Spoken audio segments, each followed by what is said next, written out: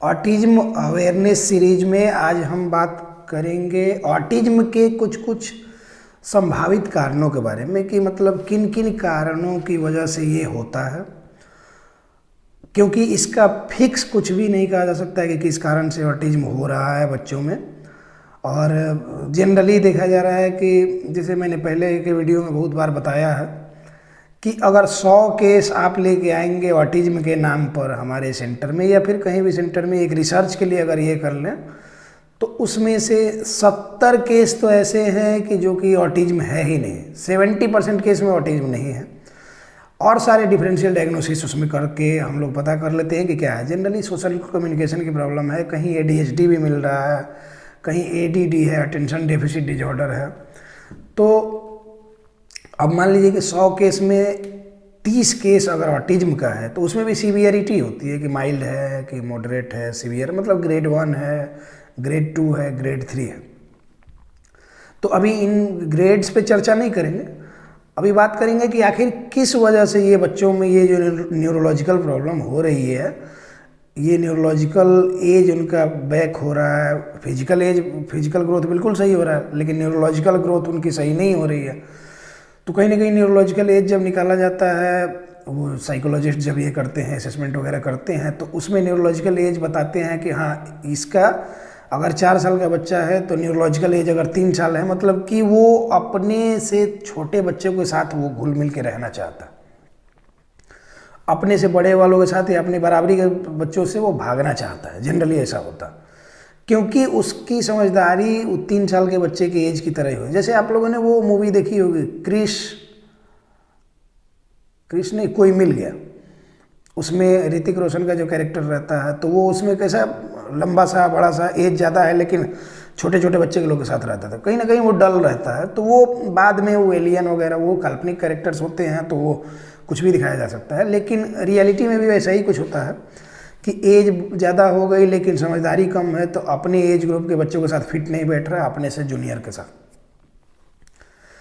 अब main cause पे आते हैं कि कुछ कुछ इसके मेन कॉज जो हैं जो कि अभी के टाइम में पूरी तरह से दिख रहे हैं कि हाँ इन्हीं की वजह से मतलब रिलेटेबल है पूरी तरह से। तो उसमें सबसे पहला कॉज जो अभी तक मैंने हज़ारों बच्चे देखे उसमें से जो समझ में आई बात जेनरली हो रहा है कि न्यूक्लियर फैमिली का होना। न्यूक्लियर फैमिली में आप होते हैं तो अभी हस्बैंड वाइफ जो है कि पहली बार न्यूली मैरिड कपल हैं, उसके बाद पहली बार बच्चा हुआ, कैसे उसको हैंडल करना है वो पता ही नहीं है, पेरेंटिंग का पता ही नहीं क्योंकि पहली बार ही है। और उसका एक्सपीरियंस होता है कि बड़े बुजुर्ग जब साथ में रहते हैं तो जैसे कल ही एक नेपाल से आए थे लोग मेरे पास, ये एक बच्चे को लेके आए थे, वो ऑटिस्टिक है या फिर वो तो 2-3 दिन असेसमेंट के बाद, क्योंकि बच्चा तो कल रो रहा था काफ़ी।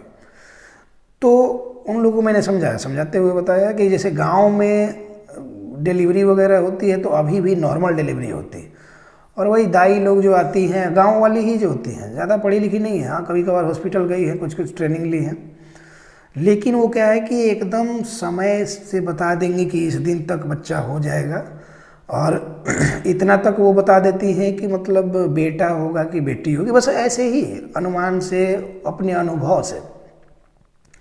तो वो इसलिए पॉसिबल हो पाता है क्योंकि उनका एक्सपीरियंस बोलता है, वो काफ़ी उम्रदराज जो भी दाई होती हैं वो काफ़ी उम्रदराज होती हैं और उनका कई सालों का एक्सपीरियंस होता है, उसकी वजह से वो बताती है। अभी एक तरह से फैशन बन गया है, डिलीवरी जो होती है वो सिजेरियन डिलीवरी होती है।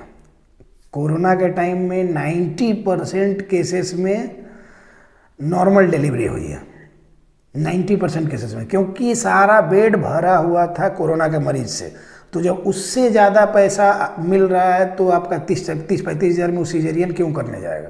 तो कोई हॉस्पिटल वाला सिजेरियन डिलीवरी के लिए ले ही नहीं रहा था, तो नहीं ले रहा था तो डिलीवरी नॉर्मल हो गई। तो एक तरह से कहीं ना कहीं हम क्या है ना कि जैसे जैसे संपन्न होते जा रहे हैं, जैसे जैसे पैसा ज़्यादा हो रहा है वैसे वैसे हम अपनी लाइफस्टाइल को बिगाड़ते भी चल रहे हैं, सभ्यता संस्कृति को नष्ट भी करते चल रहे हैं। हम लोग कोई भी औरत आजकल फैशन बना ली है, मतलब उसको एक ये बना लिया कि नहीं बस सीजरियन डिलीवरी हो जानी है, मतलब कि तो ये नहीं करना है, नॉर्मल डिलीवरी में दर्द बर्दाश्त नहीं करना है, पेट चीर दिया निकाल दिया। तो ये सब चीज़ें जो है ना, जैसे जैसे मैंने बोला कि अब क्या है कि बड़े बुजुर्ग के साथ हम रह नहीं रहे, तो पहली बार के एक्सपीरियंस है तो उसमें घबराहट हो जाती है कि पता नहीं कुछ गड़बड़ हो गया।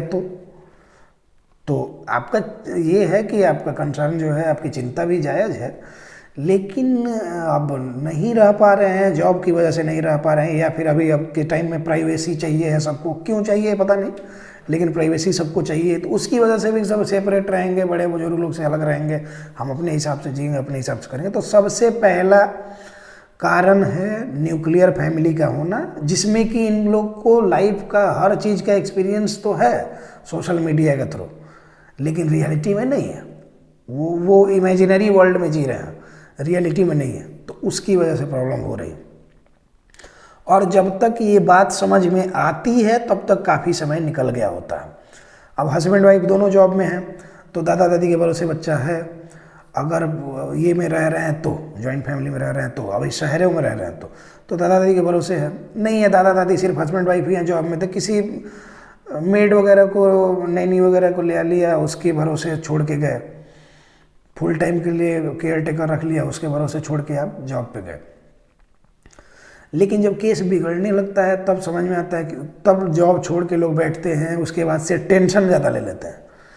अब क्या है कि टेंशन ज़्यादा ले लेने से क्या होता है ना कि स्ट्रेस हार्मोन जब रिलीज होंगे, कोर्टिसोल रिलीज होगा, एसिटाइलकोलिन रिलीज होगा, इसी तरह के बहुत सारे स्ट्रेस हार्मोन्स हैं, वो जब फिजियोलॉजी समझाएंगे तो उसमें बता देंगे।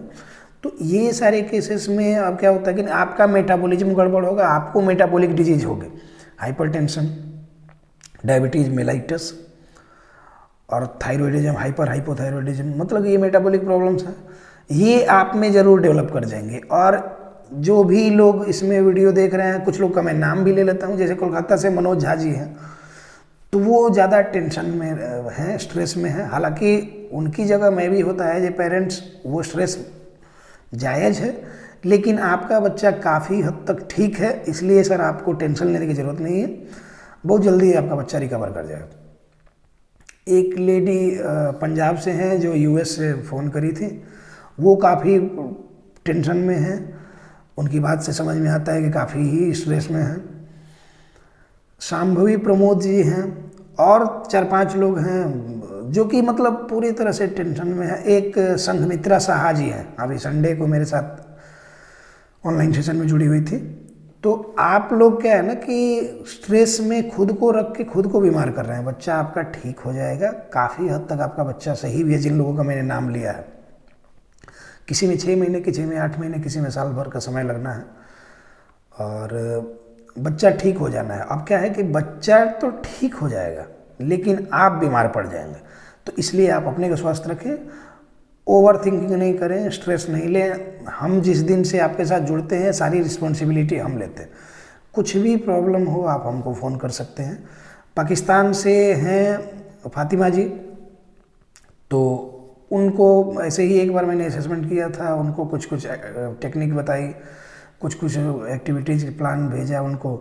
अपने बच्चे पे वो जब से करने लगी तो बच्चे में काफ़ी हद तक सुधार होने लगी। तो अभी हमारे साथ कनेक्टेड है रेगुलर में वो। तो वो एक इकरा रिजवान जी हैं, वो भी पाकिस्तान से हैं, उनके बच्चे में भी काफ़ी अच्छा इम्प्रूव कर रहा है वो। तो क्या है ना कि पेशेंस के साथ, बिना स्ट्रेस लिए, बिना ओवर थिंकिंग के अगर आप काम कर रहे हैं बच्चे के साथ में, तो आपका बच्चा ठीक होगा।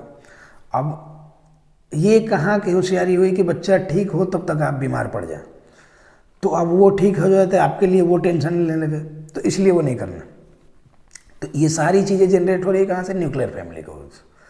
दूसरी चीज़ कि न्यूक्लियर फैमिली ही से कनेक्टेड है ये भी। दूसरी चीज़ जो मैं बता रहा था कि इसमें क्या है कि हमको लगता है कि बच्चा मोबाइल देख के खुश हो रहा है, कार्टून देख के खुश हो रहा है, खूब खिलखिला के हंस रहा है, अपने एंगेज रह रहा है, तो हमको थोड़ा सा फ्री टाइम मिल जा रहा है। इसकी वजह से हम उसको मोबाइल और टीवी जो दे देते हैं।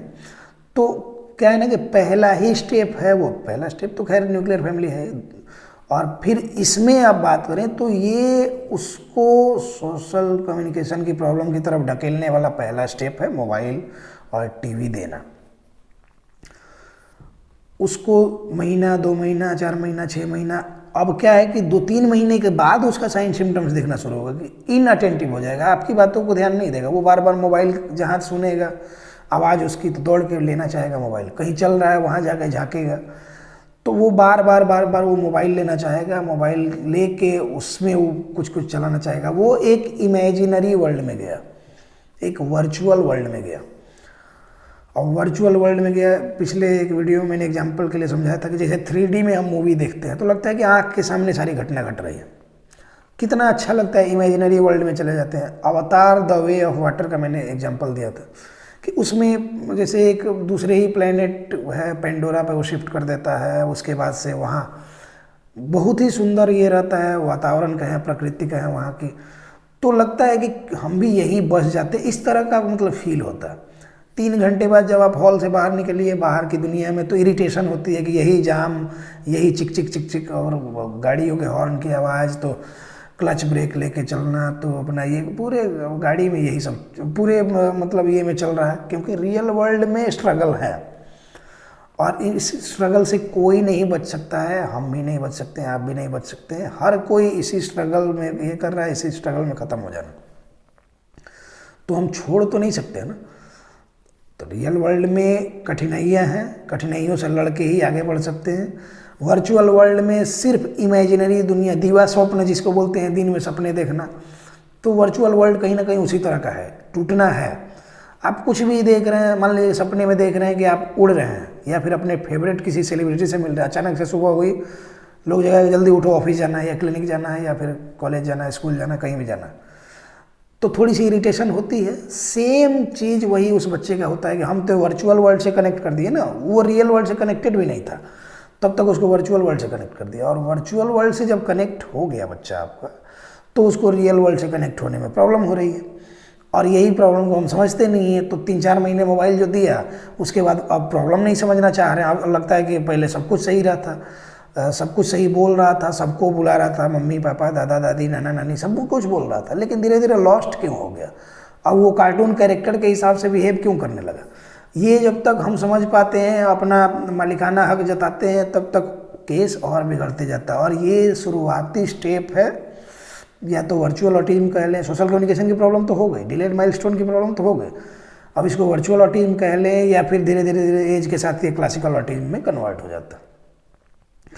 तो दूसरा रीजन तो ये मैंने बता दिया कि वही इलेक्ट्रॉनिक्स और गैजेट्स और मोबाइल और स्मार्टफोन, ये सब कार्टून कैरेक्टर्स वगैरह, और तो इन सब में बच्चा एंगेज हो जाता है, उसकी वजह से वो प्रॉब्लम होती है।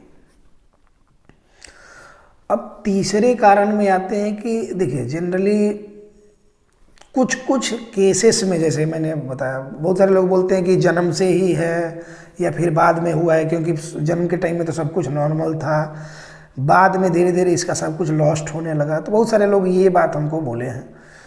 तो मैंने बताया कि कुछ केसेस में जनरली इसमें क्या होता है कि टॉर्च इन्फेक्शन मिलता है, वो मदर के ये में ही, मदर को इन्फेक्शन अगर लगी प्रेगनेंसी के दौरान, फर्स्ट ट्राइमेस्टर में डायग्नोज नहीं हुआ तो बच्चे में आता है, तो उसकी वजह से बहुत सारे साइन सिम्टम्स, जैसे कि स्प्लेनोमेगैली होता है, हेपेटोमेगैली होता है, मतलब कि स्प्लीन का बढ़ जाना, लीवर का एनलार्जमेंट, या फिर जॉन्डिस वगैरह का, या फिर किसी का सिर बड़ा होना, तो ये सारी चीज़ें, सिर बड़ा रहेगा और ये फोरहेड छोटा हो जाएगा, तो ये सारे अपीयरेंस आते हैं टॉर्च इन्फेक्शन वाले केसेस में। तो जनरली तो ऑटिज्म वाले बच्चे, या फिर ADHD या सोशल कम्युनिकेशन की प्रॉब्लम, या फिर ADD या फिर SPD, जो भी ये केसेस हैं, उस तरह के बच्चों में अपीयरेंस बिल्कुल मैंने अभी तक नॉर्मल देखा है। कुछ कुछ बच्चों में देखा है कि हाँ किन्हीं किन्हीं का थोड़ा सा शेप थोड़ा गड़बड़ है, तो उनमें पता किया जाता है तो पता चलता है कि हाँ उस टाइम में कुछ इंजरी हुई थी बर्थ के टाइम में, या फिर उसके पहले कुछ इन्फेक्शन वगैरह हुआ था, तो इसी तरह की ये बात है। तो ये कुछ 2-4-5% केसेस में हेरिडिटरी, वो बर्थ हिस्ट्री लिया जाता है ताकि हम अच्छे से समझ सकें कि बात क्या है। तो कुछ कुछ केसेस में हेरिडिटरी कुछ कुछ साइन सिम्टम्स मिलते हैं। कुछ केसेस में होता है कि जैसे सीजर वगैरह का ये है, हिस्ट्री रहा है, तो उसकी वजह से देख रहे हैं कि बच्चे काफ़ी डल हो जा रहे हैं। अभी 2 बच्चे मेरे यहाँ आते हैं, वो भाई बहन हैं। एक 8-9 साल का है और बच्ची उससे छोटी है, उसकी बहन। तो क्या है कि 3 साल का था वो जब बच्चा, तो उसको क्या है कि दिवाली के दिन पटाखा जो जलाया जाता है, फायर क्रैकर्स, तो उससे वो बच्चा डरा और डर के हो गया बेहोश। और जब थोड़ी देर बाद होश में आया तो उसके बाद से उसको फिट्स, वो सीजर जो बोलते हैं, वो आने शुरू हुए कुछ कुछ एपिसोडिक टाइम पे, तो एपिसोडिक सीजर, तो वो आने शुरू हुए। क्या हुआ कि वहीं से वो डिटेरिएट करने लगे, वो डल होते गया होते गया होते गया। अभी थोड़ा सा मतलब डिलेड माइलस्टोन है और लर्निंग की थोड़ी सी प्रॉब्लम है, एक ही बात को कई बार रिपीट कर देता है। अब अभी 8 साल का हुआ है, 8 या 9 साल का है। अब देखिए उसके साथ प्रॉब्लम क्या हुई कि उसके साथ एक उसकी छोटी बहन, वो भी उसके साथ रहते रहते रहते रहते क्या करते हैं, आई कांटेक्ट नहीं करती, हमेशा ऐसे ऐसे ऐसे ऐसे ब्लिंक करते रहती है। आप कुछ बोलिएगा तो नीचे देखेगी और आँख थोड़ी देर के लिए बंद कर लेगी, फिर बोलिएगा तो खोलेगी कि अनन्या आँख खोलो, तो खोलेगी, फिर अपना काम कर लेगी, फिर आँख बंद कर लेगी, ऊपर नहीं देखेगी। मतलब कि प्रॉपर आई कांटेक्ट नहीं करती है। सोशल कम्युनिकेशन की प्रॉब्लम उसको हो गई है, सिर्फ उस बच्चे के साथ रहते रहते। अब स्कूल में भी जाती है तो सबसे पीछे बैठती है, अपने आप को कमज़ोर समझती है। तो देखिए सब कुछ नॉर्मल था उस बच्ची का, कहीं कुछ प्रॉब्लम उसको नहीं थी। और उसके बाद क्या हुआ कि इन लोग कहीं शायद CMC वेलोर गए थे, वहाँ पे जो दवा उस बच्चे को दिया है, सीजर वगैरह का जो साइन सिम्टम्स है उसकी वजह से, उसी तरह की दवाएं इस बच्ची को भी दे रहा था। तो मैंने जब वो लोग आए तो मैंने वो दवा देखा तो वो बंद करवाया। तो कहीं ना कहीं है कि अब हाँ, ये 3 कारण हो गए। चौथे कारण पे आते हैं। चौथे कारण पे ये होता है कि डॉक्टर्स और पेरेंट्स दोनों क्रिएट कर रहे हैं प्रॉब्लम। ये मोस्ट इम्पॉर्टेंट आपको रीजन में इंक्लूड करना चाहिए। चौथे पे मैंने रखा क्योंकि ये बाद में समझाने के लिए इस पर डिटेल में बताएंगे। डॉक्टर्स भी और पेरेंट्स भी दोनों क्रिएट कर रहे हैं प्रॉब्लम। कैसे कर रहे हैं आइए डिटेल में समझते हैं। सबसे पहले समझ लीजिए, एक टर्म बताते हैं, socio psychological abuse. Socio psychological abuse, abuse मतलब होता है ना कि गलत यूज करना है या फिर गाली देना भी होता है। अब सोशियो बोला जा रहा है तो जाहिर सी बात है कि सोशल कम्युनिकेशन से रिलेटेड बात हो रही है। साइकोलॉजिकल बोला जा रहा है तो जाहिर सी बात है कि उसके मतलब साइकोलॉजी से खेला जा रहा है।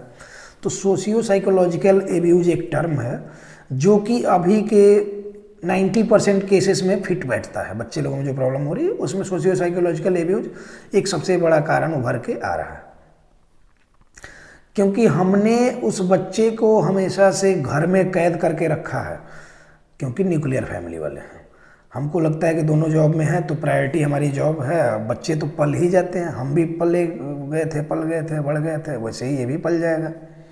लेकिन नहीं, हम उस फेर में, जैसे मैंने बोला कि मोबाइल दे देते हैं, उसके बाद से जब नहीं ये करता है तो उसको अपने हिसाब से डील करना। 2-3 टीचर लगा दिया, स्कूल भेजना शुरू किया, यहाँ भेजो, वहाँ भेजो, वहाँ भेजो, वहाँ भेजो। दिन भर बच्चे को इतना थका देते हैं अपने हिसाब से ये करने में कि नहीं इसको एक दिन बड़ा सा साइंटिस्ट बना देना है, बड़ा सा ये कर देना। पहले देखें कि वो क्या कर रहा है, कोऑपरेट कर रहा है कि नहीं कर रहा है, समझना आपको खुद से होगा।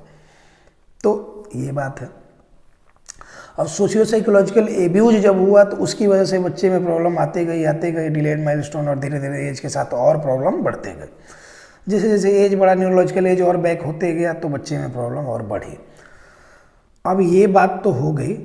अब बात करते हैं कि जब बच्चे को प्रॉब्लम कोई जेनेटिक नहीं है, उसका कोई इन्वायरमेंटल पैथोजेनिक कंडीशन नहीं है, मतलब कोई पैथोजेनिक इन्फेक्शन उसको नहीं है, तो जब वो भी नहीं है, हेरिडिटरी कुछ है ही नहीं, तो एग्जैक्ट कारण भी आपको पता नहीं है, तो प्राइमरी सॉल्यूशन क्या होगा कि जब जो आपने मान लीजिए कि बॉडी में कैल्शियम की कमी हुई, ऑस्टियोपोरोसिस वगैरह होना शुरू हुई या फिर बोन कमज़ोर होना शुरू हुआ, तो सप्लीमेंट में कैल्शियम ही लेंगे, जिंक नहीं ले लेंगे, मैग्नीशियम नहीं लेंगे।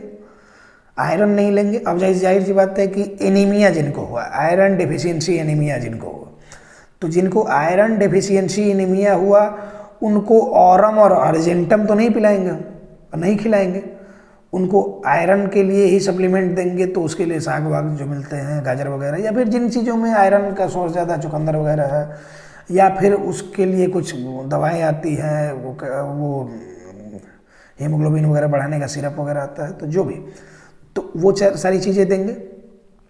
सेम टू सेम वैसे ही जब बच्चे का सोशियो साइकोलॉजिकल रिव्यूज हमने किया, तो अब वही चीज़ें उसको सप्लीमेंट के तौर पे देंगे, मतलब उसको social behaviour, social communication, social awareness उसकी बढ़ाएंगे, और इसके साथ साथ हम उसका साइकोलॉजिकल काउंसलिंग करेंगे, उसको हमेशा मोटिवेट करेंगे। कुछ भी काम अगर सही का करता है, थोड़ा बहुत भी लगता है, तो उसको हमेशा अप्रिशिएट करेंगे, उसको कभी भी डिमोरलाइज नहीं करेंगे। बहुत सारे बच्चे समझदार भी होते हैं, तो उनकी बात कर रहे हैं, ADHD वाले केसेस में जनरली, तो उनको अप्रिशिएट करेंगे। उस तरह के बच्चे अपने आप को हीन भावना से देखते हैं कि नहीं मैं कमज़ोर हूँ, या फिर ये कभी कभार डोमिनेंट भी हो जाते हैं, जिस ग्रुप में रहेंगे सबसे कि मैं नहीं तो कौन बे वाला। तो उनको साइकोलॉजिकल काउंसलिंग भी दें, और जो मैंने बोला कि सोशियो साइकोलॉजिकल रिव्यूज हुआ है तो उसके लिए सोशल अवेयरनेस वगैरह बढ़ाएं। तो ये हुआ root cause, socio psychological reviews, और उसका सॉल्यूशन ये हुआ कि आप उसी हिसाब से उसको ट्रीट कर रहे हैं। अब बात करते हैं कि डॉक्टर्स और पेरेंट्स दोनों ही, इनका रोल कैसे हो रहा है बच्चे में प्रॉब्लम को और बढ़ाने में। सिंपल सी बात समझिए, एक पेशेंट मान लीजिए कि किसी डॉक्टर के पास जाता है, तो सबसे पहले वो बोलता है कि हाँ ये प्रॉब्लम है, सारी चीज़ें लिख ली जाती हैं। और क्या है कि पेशेंट में, जैसे मेरे यहाँ आप आते हैं, तो जब नीड होती है तभी हम कोई टेस्ट के लिए लिखते हैं, पैथोलॉजिकल टेस्ट हो, रेडियोलॉजिकल डायग्नोसिस हो, कुछ भी हो, तो जब नीड होती है तभी हम टेस्ट के लिए लिखते हैं। और वो टेस्ट आप पूरी दुनिया में कहीं से करा के ले आएंगे, मेरे यहाँ वैलिड है। हाँ, एक मतलब कि वैलिड ऑर्गेनाइजेशन से, जहाँ की मतलब रेपुटेड ऑर्गेनाइजेशन होना चाहिए, कहीं भी बेसिन टेस्ट वाला ये नहीं होना चाहिए। बेसिन टेस्ट के बारे में बाद में हम बताएंगे। बेसिन टेस्ट बेसिकली थोड़ा सा समझा देते हैं। क्या होता है कि ब्लड लिया, बेसिन में डाल दिया, और रिपोर्ट ब्लड देख के और वो बना देता है लोग, तो वैसे लैब वगैरह के लिए नहीं है करना। उसमें क्या है कि पीछे रह भी रहा है, एक रैक लगा दिया है और कुछ किट रख लिया, आगे एक हरा पर्दा टांग दिया, और बस आपका ब्लड लिया, बेसिन में बहा दिया, उसी के हिसाब से रिपोर्ट बना। तो उन सब लोगों से टेस्ट नहीं कराना होता है। कहीं बढ़िया जगह में जाएं जहाँ की वो किसी को परसेंटेज ना देता हो, फ्रेंचाइजी वाले हैं वो किसी को परसेंटेज नहीं देते, किसी को कमीशन नहीं देते, आप उन सब जगहों से कराएं, या गवर्नमेंट के ऑर्गेनाइजेशन जहाँ जहाँ है वहाँ बढ़िया बढ़िया ये हो रहा है, उन सब जगहों से कराएं, हम टेस्ट के लिए ये कर लेते हैं। खैर, तो टेस्ट अगर किसी पेशेंट को नीड नहीं है, तो अगर आपने टेस्ट नहीं लिखा, पेशेंट को दवा नहीं लिखा, तो पेशेंट को लगता ही नहीं है कि डॉक्टर है, उनको उसको लगता है कि ये टेस्ट ही नहीं लिखे, ये दवा भी नहीं लिखे, तो डॉक्टर किस बात के हुए। बहुत सारे पेशेंट्स की मेंटलिटी ये है। तो अब क्या है कि हम हमेशा सेकेंडरी सॉल्यूशन ढूंढते हैं, प्राइमरी सॉल्यूशन पे कभी बात नहीं करते हैं। हमको डाइजेशन की प्रॉब्लम होगी तो हम क्या है कि जाइम वगैरह लेंगे, जो डाइजेशन के लिए डाइजेस्टिव सिरप वगैरह होते हैं वो हम लेंगे, लेकिन खाएंगे रोज वही वीकेंड पे 2 पिज्ज़ा। जबकि रूट कॉज क्या हो रहा है, आपको डाइजेशन की प्रॉब्लम हो रही है, आपको डिस्पेप्सिया हो रहा है, इंडाइजेशन हो रही है, तो वो कहीं ना कहीं वो पिज्ज़ा उसका मतलब कि मेन फैक्टर उसकी वजह से हो रही है। लेकिन हम वो नहीं छोड़ेंगे, हम वो तो खाएंगे ही खाएंगे, क्योंकि वो हमारा स्टैंडर्ड बढ़ा रहा है ना। फोटो डालेंगे स्टेटस में तो लोग समझेंगे डोमिनोज में या फिर पिज्ज़ा हट में गया था। और फिर क्या है कि एक स्टेटस सिंबल भी बन गया है कि रूटीन डॉक्टर के पास जाना, रूटीन चेकअप के लिए जाना, रूटीन मॉनिटरिंग के लिए जाना, ये अभी का एक स्टैंडर्ड। जैसे ये है कि पहले गांव घर में गाय को पालना पोसना एक मतलब ये माना जाता था सभ्य काम, उसकी जगह कुत्ते ने ले ली स्टेटस सिंबल के लिए। अब कुत्ता घुमा रहे हैं हम, सुबह सुबह देखिए आदमी से ज़्यादा कुत्ते के लिए केयर किया जा रहा है, तो हम उसको कहीं ना कहीं एक स्टेटस सिंबल मान लिए हैं। मतलब कुछ भी नहीं बनता है, लेकिन हमको लगता है कि अच्छा दुनिया इस पे ध्यान देती है तो हम क्यों नहीं कुत्ता रख लें, भले ही कैसा भी वो कर दे, आपका घर पूरा बर्बाद करके रख दे, लेकिन वो करते हैं। उसी तरह ये पिज्ज़ा का ही है कि हम खाएंगे पिज्ज़ा, दवाई भी खाएंगे लेकिन पिज्ज़ा खाएंगे, ठीक हो जाएंगे फिर पिज्ज़ा खाएंगे, नहीं ठीक हुए खा ही रहे हैं। दोष कहाँ है? डॉक्टर का, सही से दवाई नहीं दी है, पेट ठीक नहीं हुआ, डॉक्टर चेंज कर देंगे, पैसे की कमी थोड़े है। अभी के टाइम में किसके पास पैसे की कमी है? किसी के पास पैसे की कमी नहीं। जो बोलता है कि मेरे पास पैसा नहीं है वो झूठ बोलता है। ये मुझे भी पता है, ये आपको भी पता है। आप बोलते हैं कि पैसा नहीं है, और जनरली क्या होता है कि सब जगह से घूम फिर के बाद में लोग रिहैब में, जनरली फिजियोथेरेपी में, ऑक्यूपेशनल थेरेपी में, सब जगह से घूम फिर के जब सारा काफ़ी खर्चा कर लेते हैं तब उसके बाद आते हैं जो कि प्राइमरी सॉल्यूशन है। सेकेंडरी सॉल्यूशन सारा कर लिए, नहीं होना है भाई, नहीं ठीक होना है, सेकेंडरी सॉल्यूशन से कभी भी ठीक नहीं होना। तो आप अपनी मेंटेलिटी जब तक चेंज नहीं करेंगे ना, तब तक प्रॉब्लम रहेगी ही रहेगी आपकी लाइफ में। रूट कॉज है उसको ढूंढिए, सॉल्यूशन उसी के हिसाब से होना। सेकेंडरी सॉल्यूशन में जांच कराइए, फिर उसके हिसाब से दवाई खाइए, फिर क्या है कि 2 महीने बाद फिर जांच कराइए कि जो लेवल आपका बढ़ा था वो कम हुआ कि नहीं हुआ, वो लेवल में आया कि नहीं आया। अब क्या है कि डॉक्टर साहब ने जहाँ जांच लिखा वहाँ से उनको दलाली कमीशन फिक्स है, तो उसकी वजह से अब जा रहे हैं वहाँ बेसिन टेस्ट हो रहा है, बिना मतलब का टेस्ट हो रहा है, कोई मतलब नहीं है। थायराइड के लिए टेस्ट लिखा है, 1000 रुपये बढ़ा के दे दो। उसके बाद से क्या है कि यूरिक एसिड के टेस्ट लिखा है, जानबूझ के बढ़ा के दे दो ताकि इनका और दवा उस पर चल सके। तो ये खेल चल रहा है। हालांकि ज़्यादा कुछ ओपन करेंगे तो कहीं यूट्यूब पे मेरा लोग आके ये ना कर दें और इसको वीडियो को डिलीट ना करवा दें, तो सारा मेहनत हो जाएगा बेकार। तो इसलिए इस पर बात ज़्यादा नहीं करते हैं। वैसे डॉक्टर साहब लोग भी मेरा वीडियो देखते हैं तो सर आप लोग ध्यान दें कि डिस्क्लेमर तो ऐसे हम लगा देते हैं, और जो बात हम बोल रहे हैं वो सही बोल रहे हैं, ये आपको भी पता है। तो इसीलिए कृपा करके इस पे किसी तरह का ऑब्जेक्शन ना उठाएं, नहीं तो प्रॉब्लम हो जाएगी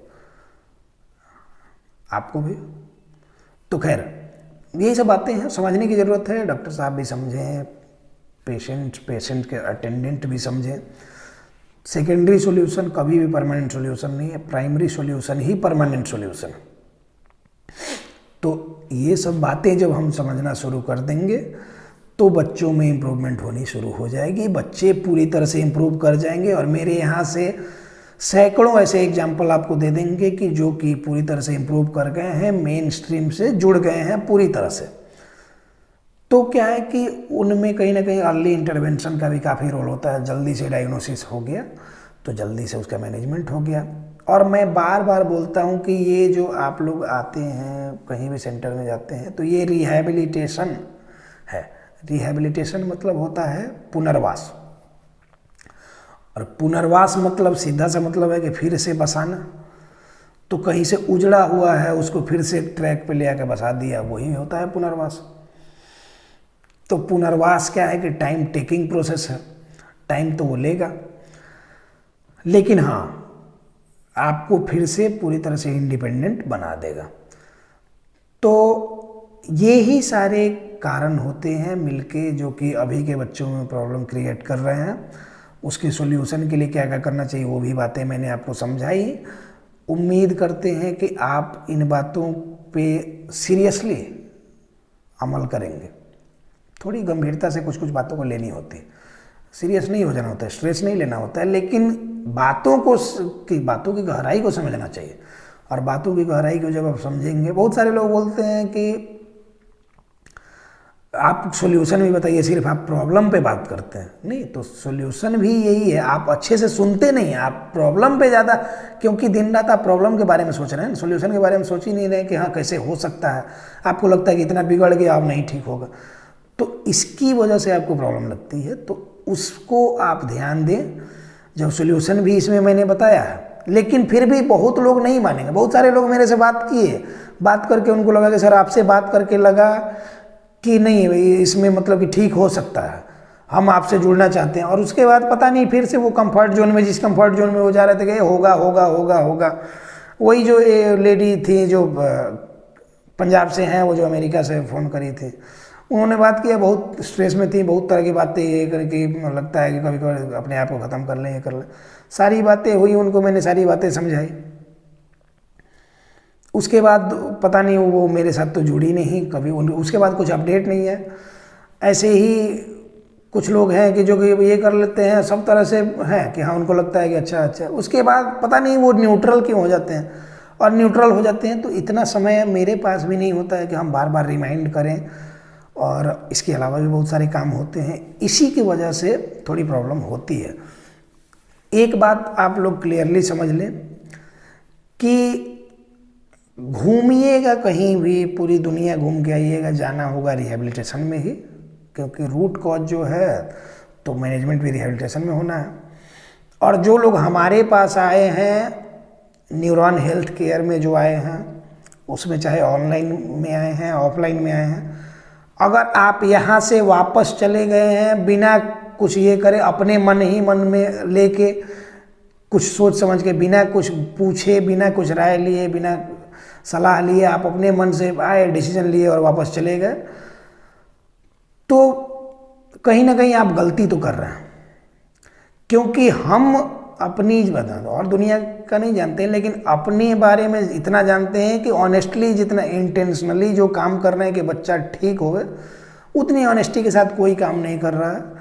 ये बात आप आज समझें, आज से साल भर बाद समझें, तो साल भर बाद समझने में अफसोस आपको होगा कि इतना दिन इनसे क्यों नहीं ये रहा। तो इसलिए जितने लोग भी हैं, कहीं भी गए हैं, कहीं भी हैं, नहीं ऑफलाइन मोड में हैं, ऑनलाइन मोड में, जैसे भी आप जुड़े रहेंगे तो हम आपके लिए ऑनेस्ट हैं, ऑनेस्टी से काम करते हैं, आपके लिए ये करेंगे सब। हम लोग को ये हमेशा से है, मेरा टारगेट ये है कि बच्चे मेरे ठीक हो गए, पूरी दुनिया में जितने लोग मेरे से जुड़े हुए हैं सारे बच्चे अच्छे से ये करें, मेन स्ट्रीम से जुड़ जाए। पेरेंट्स के लिए तो हम काम कर ही नहीं रहे, क्योंकि वो तो उनका तो थोड़ा सा जब लाइफ में जिनकी सब कुछ सही चलने लगता है, फिर उनको लगता है कि नहीं लाइफ में सब कुछ सही क्यों चल रहा है, कुछ तो गड़बड़ होना चाहिए। बस वही से होता है कि अब अपना डिसीजन लिए कहीं और चल दे कि चले थोड़ा दवा खिला के देखते हैं, जाइए दवा खिलाते रहिए। कुछ लोग बाहर से आए, 1 महीना रहे, उसके बाद पता नहीं उनको क्या हुआ, किसी ने क्या कहा नहीं कहा, वो लोग क्या करते हैं बिना बताए कुछ और अपना चले जाते हैं, उसके बाद कुछ भी अपडेट नहीं करते हैं। हम भी एक बार बस पूछ लेते हैं कि आपको आना है कि नहीं आना है, अब उधर से कोई रिप्लाई सेटिस्फैक्ट्री नहीं मिला तो उसके बाद छोड़ दिया, जाइए आप, दुनिया में और सब जगह भी हैं, घूमते रहिए आप। तो यही सब प्रॉब्लम्स हैं। प्रॉब्लम क्रिएटर कौन है, प्रॉब्लम सॉल्वर कौन है, इस वीडियो को देख के आप समझ पाए होंगे। उम्मीद करते हैं कि आपको सारी बातें समझ में आई होंगी। आज के लिए इस टॉपिक को यहीं क्लोज करते हैं, मिलते हैं किसी नेक्स्ट टॉपिक में। धन्यवाद।